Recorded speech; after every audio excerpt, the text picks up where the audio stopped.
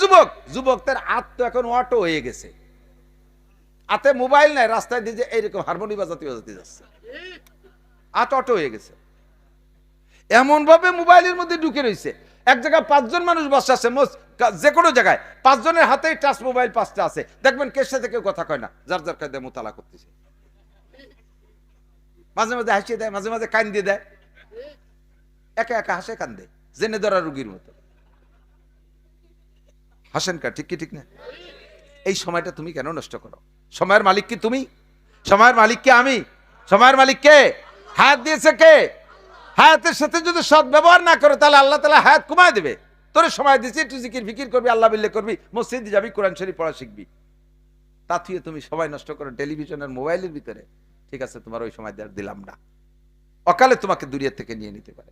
কাজে আমার সময় কাজে লাগানো দরকার আছে না নাই? একটু প্রতিজ্ঞা করি, আমরা জামাতে নামাজ পড়বো। 1 নম্বরে নামাজটা কোথায় পড়বো?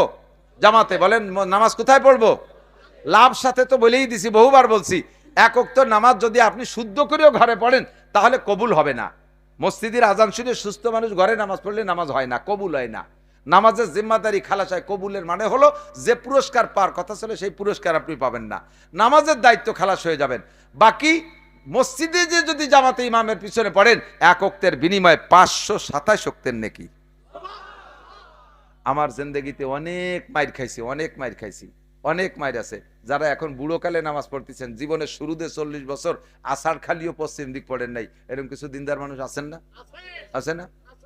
5 ওয়াক্ত নামাজ পড়ে না, ঈদের নামাজও পড়ে না, বাপের জানাজার সময় বাগানের মধ্যে দাঁড়ায় সিগারেট খাইছে আর আগে ফিরে ফিরে, এরকম কিছু দামড়া আছে না? বুড়োকালে যাই 40-50-এর পরে যে মোটামুটি হাত পাও দুর্বল হয়েছে, সরমনাই বা তবলিগীদের সাথে সোয়া খাইয়া একটু ধার্মিক হয়েছে, নামাজ পড়তেছেন। এখন নামাজ পড়ছেন কয় বছর? 10 থেকে 15 বছর চলে। এর আগে তো ভালো সময়টা চলে গেছে। এমন সময় এসে নামাজ শুরু করছেন যে সময় আপনার নামাজ পড়তে যে উঠতে বসতে পার্সপাতি নাড়াচাড়া করা লাগে, তা হয় না, সব জাম হয়ে গেছে। দাইবে ভাষার সাথে একটা চেয়ার লাগায় যে মসজিদে বসে, আছে না চেয়ারম্যান মুসল্লি? চেয়ারম্যান মুসল্লি আছে না? কথা কন না কেন? মুরব্বীরা সাক্ষী দেন, আজ থেকে 30 বছর আগে বাংলাদেশের কোন মসজিদে চেয়ার দেখছেন বলে আমার মনে হয় না। ছিল চেয়ার ছিল তো, সে সময় মানুষের মাজায় ব্যথা ছিল না, হাঁটুতি ব্যথা ছিল না, সে সময় মানুষ নামাজ পড়তে পারছে নিচে, যে তুমি পারো না কে? একটা মেশিন কিনছেন, 2টা মেশিন কিনে নিয়েছেন গোপালগঞ্জ থেকে, স্যালো মেশিন। একটা মেশিন রানিং করছেন, 8টা মেশিন রয়েছে ঘরে বাক্সের ভিতরে, এটা ব্যবহার করতেছেন না। যে মেশিনটারে চালাচ্ছেন, রেগুলার স্টার্ট দিচ্ছেন, একবার টান দিলে কিক মারলে স্টার্ট হয়ে যায়, সুন্দর চলতে তালে আছে। 15-20 বছর পর্যন্ত ঘরের মধ্যে আরেকটা মেশিন কিনা রয়েছে, ওটারে কোনোদিনও স্টার্ট দেন নাই। এবার এইটারে একটু পুরনো হয়ে গেছে বিদায় সরাইতে ওই সেইটারে যদি মেশিনে সেট করিয়া পাইপের সাথে সেট করে কিক মারেন, টান দেন, দেখবেন যে অত তাড়াতাড়ি স্টার্ট নিচ্ছে না। টান দিলে এখানে কড় কড় কড় কড় করে, ওখানে মোড় মোড় করে ওঠে, ওখানে টাইট হয়ে যাচ্ছে। কি হয়েছে? মেশিনে কয় কাকা টান দিয়ে না, রক ছিঁড়ে যাবে রে, সব জায়গা গিরিশ ফিরিশ টাইট হয়ে গেছে, ঠিক না? যারা ছোটবেলা থেকে নামাজ পড়ে তারা হাঁটু গিরিয়ে গুড়ি সব জায়গায় রানিং আছে, আল্লাহর রহমতে তাকে অসুবিধা হয় না। 60 বছর পর্যন্ত নামাজ পড়ে নাই, বুড়োকালে একটু হজ উমরা করে আছে, একটু তরমুনে দিয়ে গুল্লি দিয়েছে, নামাজ পড়তে গেছে, এখন কিকারে টান দিয়েছে, এখানে ওখানে কড় কড় কড় কড় করে উঠতেছে, কয় যে পারা যাচ্ছে না, তাড়াতাড়ি হাসপাতালে চেয়ার দাও। কথা কর না, তুমি চেয়ারম্যান হয়েছো বিনি ভোটে, ভোট ছাড়া চেয়ারম্যান হয়ে গেছে। তার ভিতরে আপনার চেয়ারের অনুমতি আছে, ব্যঙ্গ করতেছি না, আমাকে আল্লাহ তাআলা সারা জীবন নামাজ পড়তেছি, আমার বয়স সাবালেগ হওয়ার আগের থেকে আরো 5-7 বছর 5-6 বছর বেশি নামাজ পড়া আছে আমার, একেবারে ছোটবেলায় থেকেই নামাজ পড়ি আলহামদুলিল্লাহ। তো তারপরও আল্লাহ তাআলা আমাকে এরকম বিপদে ফেলাই দিতেই পারে। লাইসা আলাল মারিজে হারাজুন, রোগীর জন্য কোনো মাসালা নাই, রোগীর যে জায়গা যে রোগ সেই জায়গা থেকে আল্লাহ তাআলা সুযোগ দিয়ে দিয়েছে, কাজেই চেয়ারে নামাজ পড়া জায়েজ আছে। কিন্তু মাসালাটা তো আপনাকে জানতে হবে। যে লোকটা হাঁটতে পারে, এটি বেড়াচ্ছে, দুনিয়া বেড়ে টোটোরি বেড়াচ্ছে, আবার কুজু হয়, হাতেতে মোবাইল পড়ে গেছে, কুজু হয়ে মোবাইলে উঠলো, তাহলে কুজু হতে পারে। সেই লোক যাইয়া শুরু থেকেই চেয়ার পাইতে বসে ফেঁকা ধরে বসে রয়েছে। কি কাকা কয় সিজদা দিতে পারেন? সিজদা দিতে পারেন না, সিজদার সময় চেয়ার ব্যবহার করেন, রুকু তো দিতে পারেন, দাঁড়াতেও পারেন। এই যে কত সময় দাঁড়ায় দাঁড়ায় মেসির খেলা দেখলেন টেলিভিশনের সামনে, তাতে তো বোঝা দাঁড়াতে পারেন, তাই সেই চেয়ারে বইছেন কে? পরে বসতে হবে, নেতা আগেতে বসে দিলাম। চেয়ারে যে জায়গা আপনার দরকার সেই জায়গাতে চেয়ার ব্যবহার করবেন, তার আগে না।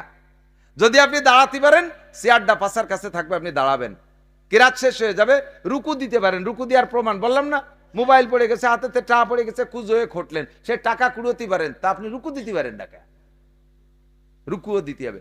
সামি আল্লাহ করে দাঁড়াবেন, সিজদায় যাইতে পারেন না, নিচের ঠুক আপনার কষ্ট, হাঁটু টাটু ফেটে যায়, সেই সময় পাশার কাছে চেয়ার থাকবে, সেই সময় বসবেন, সিজদাটা আপনি চোখের ইশারায় দেবেন। কথা কি বুঝে আসছে? এখন আমরা জামাতে নামাজ পড়বো, পুরুষরা জামাতে পড়বো, মহিলারা মসজিদে যাবে না। খেয়াল করেন, বিভিন্ন ভাবে ধর্মের নামে নানান অন্যায় চালু হয়ে গেছে। ঢাকা শহরে, বিশেষ করে ঢাকা শহরে বেশি শুরু হয়েছে। মহিলারা তারাবির নামাজ পড়তে যায় মসজিদে, পুরুষরা নিচতলায় পড়ে, মহিলারা উপরতলায় পড়ে।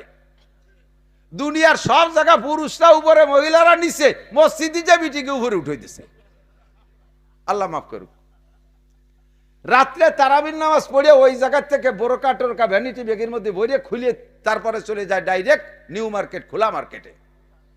মার্কেট করে তারাবির নামাজ মার্কেটে বেশি কিনে তুই খালি এতে বাড়ি এসে, এরপরে সেহরি খাই আবার যায় কিয়ামুল লাইল, তাহাজ্জুদের এক জামাত হয়। হুজুররা আবার তাহাজ্জুদের জামাত শুরু করছে।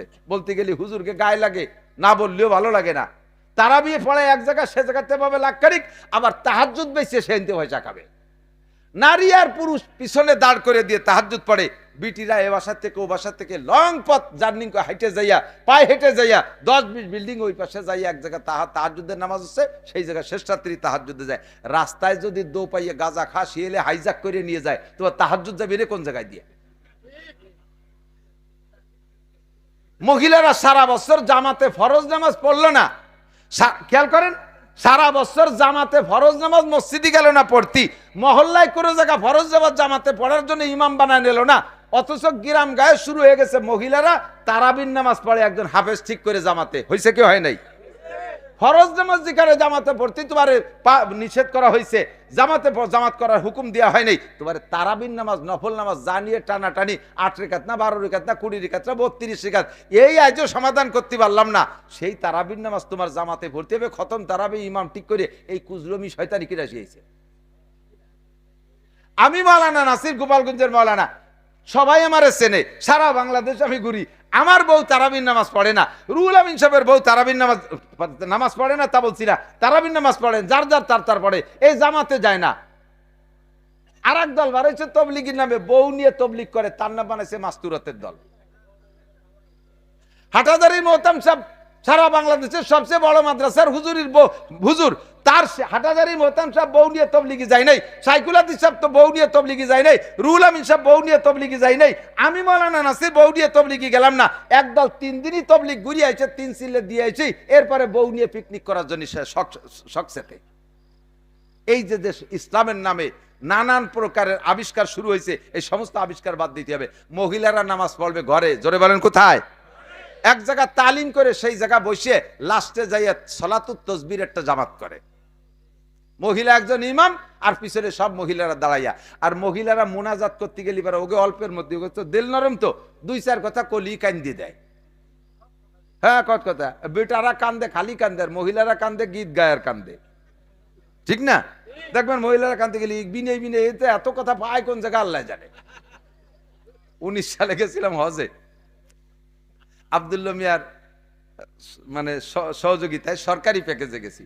তো হজ মিশনে বসে রয়েছি নিচতলায়, আমরা কয়েকজন, ওনার সাথে কয়েকজন মন্ত্রী আছে, সচিব সাহেব আছে, কয়েকজন আছে, আমরা বসা। এর মধ্যে বাঙালি এক মহিলা, কালা এক বিটি, এই যাইয়ে যে কান্দা শুরু হচ্ছে, ওইরকম বিনয় কান্দিছে। আমার মিয়া দেওয়া দিয়ে যে বাংলায় কান্দিছে, ওটা মনে হয় বাঙালি। আর যে কি কাকি, তোমার কাগার আয় গেছে বাবা রে ভাই, কাকা হারাই গেছে, বাংলায় বিনয় কান্দা শুরু হয়েছে। আর উনি তো জানে না যে কাকারে তালাশ করার ব্যবস্থা আছে, চিন্তা হচ্ছে কাকারে দিয়ে আমি বাড়ি যাবো কি এরিয়া।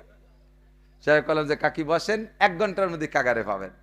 বিভিন্ন জায়গা লাগাই দেওয়া হয়েছে দায়িত্বশীল যারা, ঘন্টা খানিকের মধ্যে কাকারে পেয়ে গেছে। মহিলার বিটারা কান্দে মোনাজাত, চোখের পানি আনতে 2 ঘন্টা পর্যন্ত ভানানো লাগে, ঠিক না? কত তা কয়, পানি মোটে আসে না। শেষে স্যাবের টু নিয়ে কোনায় মাহাই দিচ্ছে, যে এই সুবাদের টু আসে। আর বিটিরা হাত তোলার সাথে সাথে ব্যাগটায় কান্দে দাঁড়িয়ে যে বিনয় কয়। এই মোনাজাত করতে এমন ভাবে জাবর ছেড়ে কান্দার মোনাজাত শুরু হচ্ছে, রাস্তার ভ্যান চালায় এরা দাঁড়ায় মোনাজাতে শরীক হয়ে গেছে। এটা আর এক শয়তানি, এটা আর এক। মহিলার তিলাওয়াতের আওয়াজ যদি বাইরের পুরুষে শোনে, তার তিলাওয়াতে তো নেকি হবেই না, ফাঁকে যে কয়জন পুরুষের শুনছে সেই কয়জন পুরুষের সাথে জিনার গুনাহ লেখা হবে। মহিলার জিকিরের আওয়াজ যদি বাহিরের পুরুষে শোনে, তার জিকিরে তো নেকি হবে না, যে কয়জন পুরুষের শুনছে সেই কয়জন পুরুষের সাথে জিনার গুনাহ হবে। মহিলা তারাবির নামাজ পড়তে গেছে, যে ইমাম দাঁড় করাইছে সামনে, ওই ইমামের সাথে মহিলার মাহরামের সম্পর্ক না, তার সাথে বিয়ে হালাল, বিয়ে হালাল। এইরকম ইমাম যদি হয়, আর ইমামের যদি কণ্ঠ ভালো হয়, আর ইমামও বিটিকে নামাজ পড়ার শেষে খালি ভাবতে কিরাত পড়ে, যাতে বিটিরা পাগল হয়ে যায়। তারা বিশেষ অতি অতি এক বিটি তার সাথে বার হয়ে চলে গেছে। এই শয়তানি বাদ দাও। আরে মিয়া বানাই বলি না, বাস্তব দুই চারটে আমার কানে না আসলে আমি বলি না। যেই মহিলাকে এক কথা মনে রাখেন, ফরজ নামাজ তাদেরকে জামাতে পড়ার হুকুম দেওয়া হলো না, কেন তুমি তারাবির নামাজ আর সালাতুত তাসবিহ জামাতে পড়িয়া এইভাবে বিনয় বিনয় মুনাজাত করতে যাওয়া? কোনো দরকার নাই। সালাতুত তাসবিহ সারা জীবনে যদি একবার না পড়ে, খোদার কসম কিয়ামতে জবাব দেওয়া লাগবে না। পড়লে মোটা নেকি আছে সেটা ভিন্ন কথা, কিন্তু না পড়লে কোনো গুনাহ হবে না। সেই নামাজ জামাতে পড়তে হবে, আর তার জন্য মহিলা ইমামতি করবে, এটা সম্পূর্ণ হারাম। তালিম করতেছো, বয়ান করতেছো, সাউন্ড বক্স দিয়ে বাইরের পুরুষে শোনে, কবিরা গুনাহ, জিনার গুনাহ লেখা হবে। সাবধান, শরীয়তের যে বিধান আছে সেগুলো মেনে চলবো সঠিকভাবে। পুরুষরা জামাতে নামাজ পড়বো, মহিলারা ঘরে পড়বে। এখন মহিলাদেরও কিরাত গলত পড়লে কিন্তু নামাজ বাতিল, কিরাত ভুল পড়লে নামাজ বাতিল। এখন এই মহিলারা কিরাত শুদ্ধ করবে কোন জায়গা থেকে? আগের মক্তবে যে পড়তো না, গ্রাম্য মক্তবে, ও জায়গা বসে কোনোদিনও কোরআন শরীফ শুদ্ধ হয় না, কোনোদিন। আমি তো মক্তবের ড্রাইভারি করিয়ে আইছি। আমি এক মসজিদে ইমামতি হতাম, মহিলা একজন এসে আমার মুসল্লি একজন কাছে, ভাই ইমাম সাহেব, আমার মেয়েটা এই অমুক চাষির কাছে থেকে 3 খতম দেশে, তা কেমন পড়লো তুমি একটু শোনো, যদি ভালো হয় তো ভালো, না হলে ভাড়া তুমি পড়াও। কদিন টানবো নিছে, পড়তো কিরম পড়ে? আরে পড়লো 3 খতম দিয়েছে, যা কোরআন শরীফের ভিতরে নাই, বাইরেতে পড়তেছে। এই কোরআন শরীফ দিয়ে নামাজ পড়লে নামাজ হয় না। কাজী মেয়েদের শুদ্ধ করতে হবে, শুদ্ধ করার বিকল্প কোনো ব্যবস্থা নাই। ইদানিং এলাকায় মহিলা মাদ্রাসা হচ্ছে, এ জায়গা দিয়ে মেয়েদেরকে বাঁচান। আপনারা পুরুষরা বাইরে থেকে শিখে যে তাদেরকে শিখান। সময় কম কামাই বেশি, সময় কম কামাই বেশি, অল্প সময়ের ভিতরে বেশি ইনকামের ব্যবস্থা আল্লাহ পাক রেখেছেন আমাদের জন্য। এই রমজান মাস চলে গেছে, অল্প সময়ের ভিতরে মোটা ইনকাম। এখানে বসে যে কটা মাসালা শুনছি, এক একটা মাসালার বিনিময়ে 60 বছর নফল নামাজ ও নফল রোজার সওয়াব আল্লাহ তাআলা আমাদেরকে দান করেছেন। সামনে শুদ্ধ করে কিরাত পড়ার কি বলা হয়, কোরআন শরীফ শুদ্ধ করে পড়ার প্রতিজ্ঞা কি করা যেতে পারে? একটু মনের থেকে একটু হাত জাগানতে যে আমি পড়া শিখবই না, গতানুগতি করছে। কালকেই মক্তবে ভর্তি হতে হবে, কায়দা কিনে। রাজি আছেন ইনশাআল্লাহ? আল্লাহ কবুল করুক, বলেন আমিন। আপনি দোয়া কুনুত পড়ছেন, এদিক তাকান, কি পড়ছেন একটু, কেন পড়বেন না, কেন শিখবেন না? আমি বলি, দোয়া কুনুত পড়েন না নামাজে? ওয়ানাশকুরুকা বলেন, ওয়ালা নাকফুরুকা। আল্লাহ তোমার নিয়ামতের শুকর আদায় করি, এত নিয়ামত দেশের শুকর আর কার আদায় করবো, তোমার শুকর আদায় করি। ওয়ালা নাকফুরুকা, আল্লাহ জীবনেও কোনোদিন তোমার কুফরি করবো না, তোমার নাফরমানি করবো না। শুকরের বিপরীত হলো কুফর, আমার তোমরা না শুকরি করবো না, তোমার কুফরি করবো না। এটা হলো দোয়া কুনুতের অঙ্গীকার। কিন্তু আপনি পড়ছেন কি জানেন? আপনি ওই যে টানটন জানেন না, ওয়ানাশকুরুকা ওয়ালা নাকফুরুকা ওয়ানাখলাউ ওয়ানাত্রুকু, দমাদম বাড়িয়ে দিয়েছেন। আপনি কি পড়ছেন জানেন?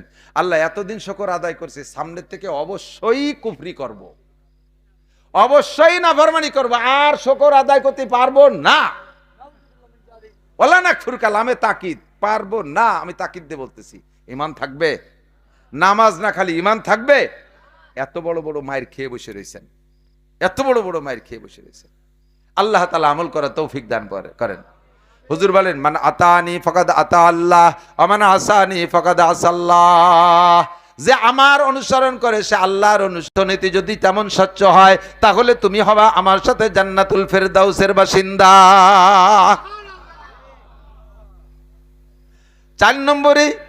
4 নম্বরে আমার সামাজিক অবস্থা যেমন তোমার সামাজিক অবস্থা তেমন হবে। আমি একজন সমাজপতি, আমার নবী কিন্তু সমাজপতি। কথা বলেন, আমার নবী সমাজের মাতুব্বার।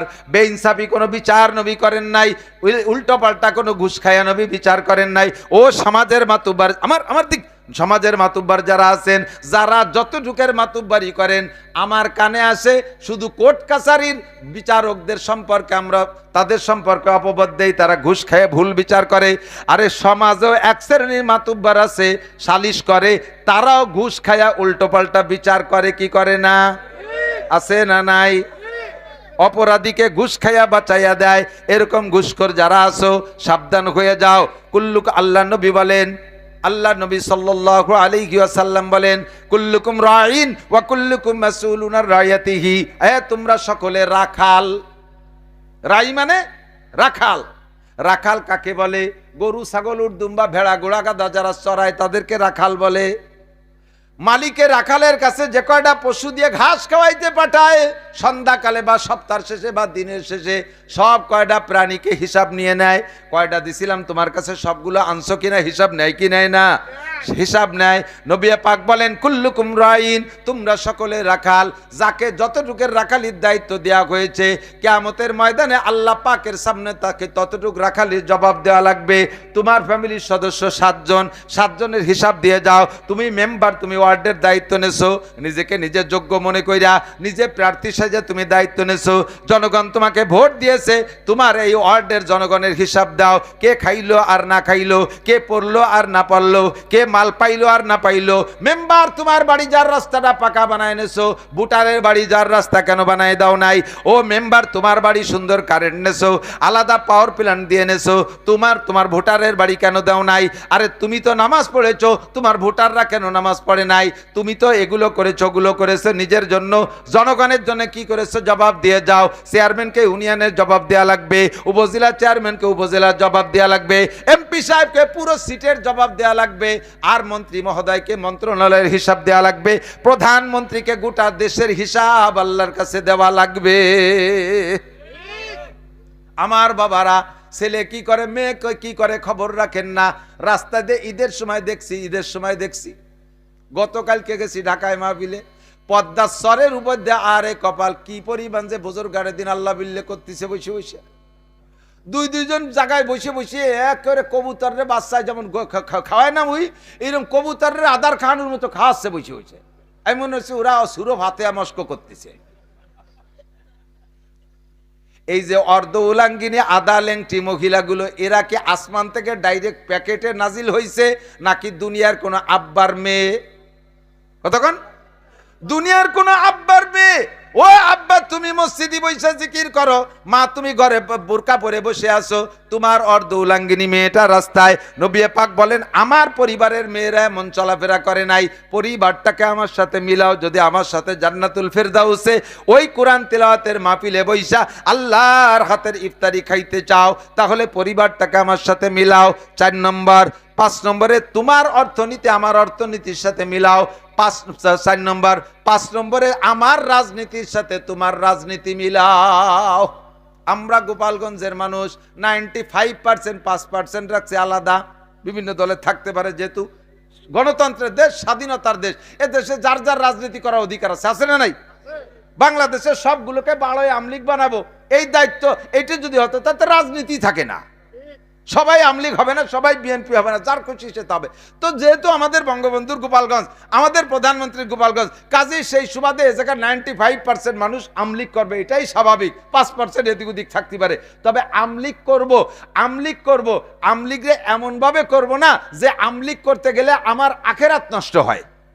কথা কয় না? আমলিগ করব, তবে আমার ইমান বিক্রি করে আমলিগ করব। কথা কয় না কেন? আমার যেই আমলিগের কারণে আমার নবী অখুশি হয়, ওই আমলিগ আমি করি না। যে আমলিগের কারণে আমার আল্লাহ অখুশি হয়, ওই আমলিগ আমি করতে রাজি না। আমলিগ অতক্ষণ করব যতক্ষণ পর্যন্ত আমার আমলিগ করাকে আমার নবী সমর্থন করে, অতক্ষণ করব। আস্তে কলো, বেঈমান হয়ে যাইতে রাজি আছেন নাকি? আমার রাজনীতি সব লাথি মারি যদি আমার ধর্মের সাথে কন্ট্রাডিকশন হয়, ঘন্টেও আমার ধর্মের সাথে যদি বিরোধ হয়, নবী ওয়ালা আদর্শের সাথে যদি বিরোধ হয়, আমলিগেও লাথি মারি, বিএনপিকেও লাথি মারি, বাংলাদেশের সব রাজনীতির জেনারেল দলকে লাথি মারি, যদি আমার রাজনীতি দল আমার নবীর রাজনীতির সাথে বিরোধ হয়ে যায়। ঠিক কি ঠিক না?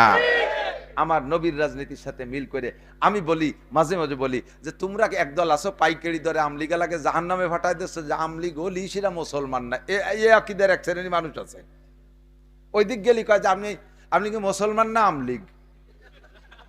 চিন্তা করতে পারেন? আমার বাড়ি গোপালগঞ্জ, আমি তো হুজুর, সব হুজুরকে এক দল বা যে কয় দলই থাক, কোনো না কোনো দলে তো আছি হুজুরকে দল। বাহিরের ডিস্ট্রিক্টে মাহফিল করতে গেলে আমারে শুনে শুনে কয় হুজুর আর ফাইলি না, গুফাইলি হুজুর নিয়েছে। এত হিংসা আমাদের পর। আমি বলি দেই, তুমি ফতোয়া দাও, একটা লোক আমলিক করে জীবন ভরে, লোকটার যদি মরণের সময় কলেমা নসিব হয়, ওই লোকটা জান্নাতি হবে, এর মধ্যে কোনো সন্দেহ নাই। তো ওই লোকটা আমলিক করে মরার সময় যদি কলেমা পড়ে বেসতে যাইতে পারে, তাতে তোমার আমার হিংসার কি আছে? তুমি ফতোয়া দিয়ে তারা কাফের বানায় দিচ্ছ কেন? তুমি বড় পীরের মুরিদ আছো, অথচ মরার সময় যদি তোমার কলেমা নসিব না হয়, তাহলে তুমি যত বড় পীরের মুরিদ হওয়ার পীর হও না কেন, তুমি কিন্তু জাহান্নামী।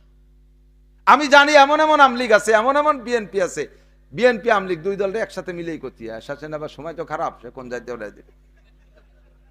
এমন এমন জেনারেল রাজনীতিবিদ আছে, আমলিগ করে, লোকটা তাহাজ্জুদের নামাজ জীবনও ছাড়ে নাই যেদিন থেকে শুরু করছে। 5 ওয়াক্ত নামাজ তাকবীরে উলার সাথে পড়ে, 3 চিল্লা একটা না দেশে, এরপরে নিসাবি চিল্লা দেয়, আলেম উলামাকে মাথার মুকুট মনে করে, কোনো বিয়াদবি করে না। লোকটা মাসে 1 খতম কোরআন শরীফ পড়ে, যা জাকাত হইছে পাই টু পাই হিসাব করে জাকাত গুলো দিয়ে দিছে।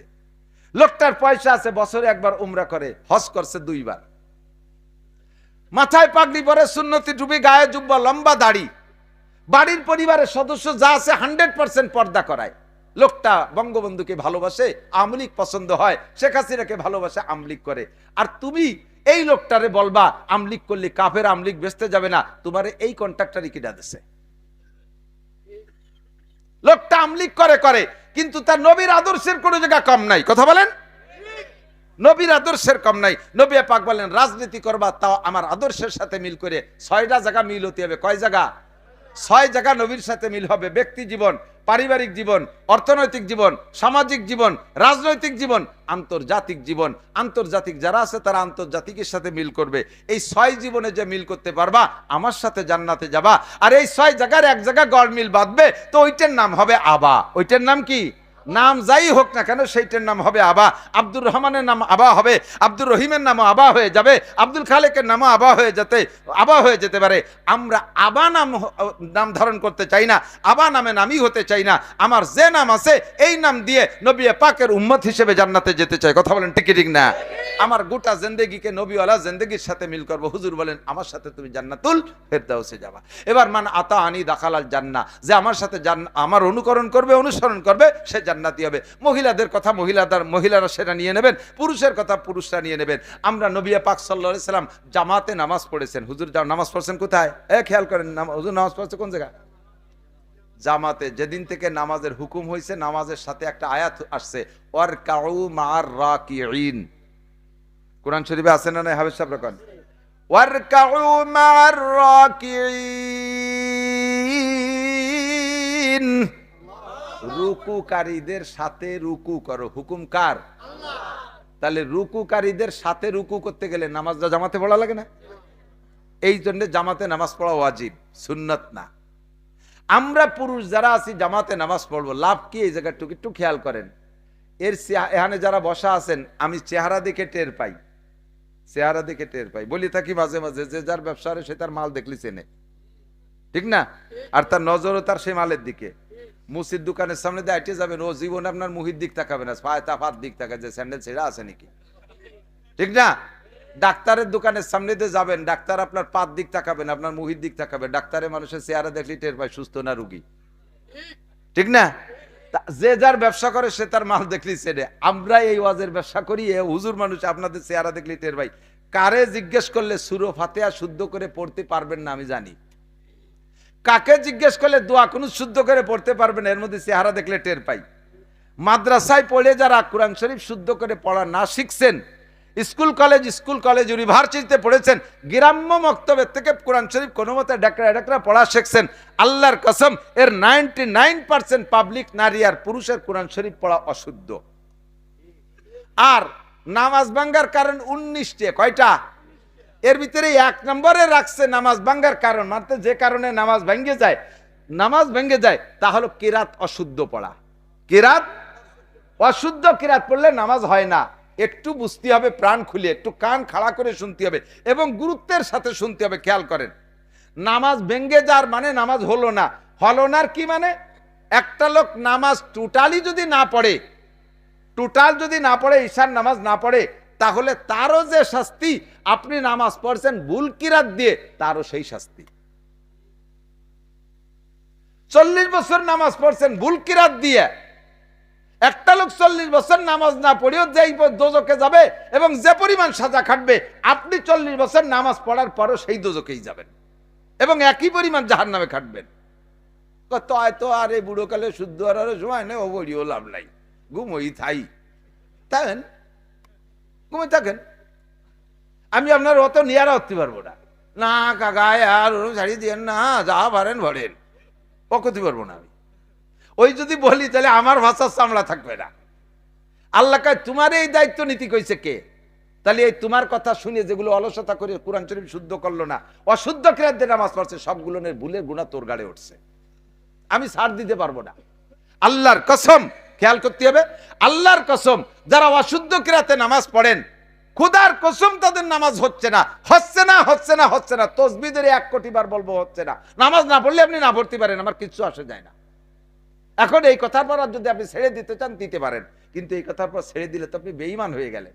আপনাকে এই কথার পর দায়িত্ব নিয়ে দরকার কি? তাহলে মরণের আগে শুদ্ধ করে কোরআন শরীফ পড়া শিখবই। প্রতিজ্ঞাটা এভাবে করেন, প্রতিজ্ঞাটা এদিক নিয়ে আসুন, ওদিক নেন কে? না যা ভরি তা যদি না হয় তো হুজুর ভরি বেড়েগ্য পড়বানি আমরা, হুজুররা দুলাই তুমি দেখাইও। আপনাকে যদি বাঁচতে হয় তাহলে শুদ্ধ করে কিরাত পড়তে হবে। আমার কাছে ছোট্ট একটা অপশন আছে, সেইটা বলবো। 2টা অপশন। একটা হলো, আমরা হানাফি মাযহাবের লোক যারা, আমাদের মাসালা হলো, যার নামাজে ইমাম আছে, ইমামের কিরাতি তার কিরাত, মুসল্লিকে কিরাত পড়া লাগে না, সূরা ফাতিহা পড়া লাগবে না ইমামের পিছনে। কাজেই আমার কিরাত যদি অশুদ্ধ হয়, আমি জামাতে নামাজ পড়লে কিরাতের বিপদ দেখতে পাইছি গেলাম, ইমামের কিরাতি কিরাত আমার পড়া লাগলো না। সুবিধাটা হয়েছে কিনা কথা বলে।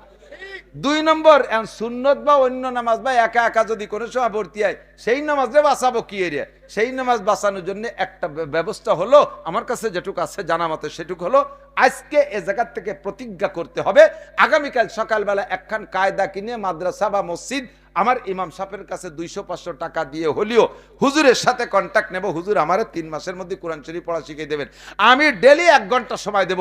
এইভাবে হুজুরের সাথে যোগাযোগ করেন 500-1000 টাকা দিয়ে। যদি বাঁচতে চান, যদি জান্নাতি হতে চান, যদি আপনি পার পাইতে চান, তাহলে আপনাকে রাতারাতি এই সিদ্ধান্ত নিতে হবে। এখন এই জায়গায় বসে যদি এই সিদ্ধান্ত নিতে পারেন যে আমি কালকেই কায়দা কিনে কোরআন শরীফ পড়া শিখবো, এই প্রতিজ্ঞা করে বাড়ি চলে গেছেন, হজরের আগে আপনি মারা গেছেন, কায়দা কিনার আগেই শেষ। তাহলে কি? তাহলে পিছনের নামাজের কি হবে? আল্লাহ পাক বলেন, তুমি যে এই নিয়ত করছো, এই নিয়তটা আমার কাছে এত পছন্দ হয়েছে, এই নিয়তের বদৌলতে পিছনে যত ভুল নামাজ পড়ছো, ওই ভুলগুলোকে শুদ্ধ করে আমল নামায় ভরে দেব। এই একটা অপশন খোলা আছে, তাই ছাড়া নাই। এখন যদি আপনি কোন যে তাহলে আর কিছুদিন এই আকাম করতে থাকি, 6 বছর পরে যে কায়দা কিনবো, তাহলে একবারেই সারিয়ে নেব। 6 বছর বাঁচবেন কি না এর তো কেন গ্যারান্টি নাই, তা তো আগেই বলছি। প্রতিজ্ঞাটা এখনই হতে হবে, প্রতিজ্ঞাটা এখনই হতে হবে। আমার যুবকরা, তোমাদের ব্রেন আছে, বিশেষ করে যুবকরা, বুড়োরা কি কাজ আছে? কোনো কাম নাই, কাজ নাই, সাত দোকানে বসে বসে ফাও দরবার, হাসি নেড়ে উঠো, খালে দারে ডুবো, এই ফাও দরবার করে করে ঘন্টার পর ঘন্টা সময় নষ্ট করতেছেন। আপনার এই সাত দোকানের রাজনীতি পদ্মা পার হয়ে ডক্টর ইউনূসের অফিসে যায় না। কাজে কাজে আপনার সময় আপনি কেন নষ্ট করেন? কাকা সকালে এসে দেখলাম আপনি এই জায়গা, দুপুরে এই জায়গা, কি করেন? বাবা সময় কাটাই। কি রে সময় কাটানোর তর্জমাকে আমি তো বুঝি না। আমি একটা জিনিস বুঝছি, সময় কাটানোর মানে হলো, ওনার মরার কথা ছিল 20-22 বছর আগে, তা মরে নাই, 20 বছর হাতে টাইম পাইছে, তাই সাত দোকানে কাটায়, তাই ছাড়া আর কি। আসসালামু আলাইকুম গাইস, সকলে কেমন আছেন? আশা করি সকলে ভালো আছেন। আল্লাহর রহমতে আমিও ভালো আছি। ওয়াজটি শুনে যদি আপনাদের কাছে ভালো লেগে থাকে, তাহলে আমরা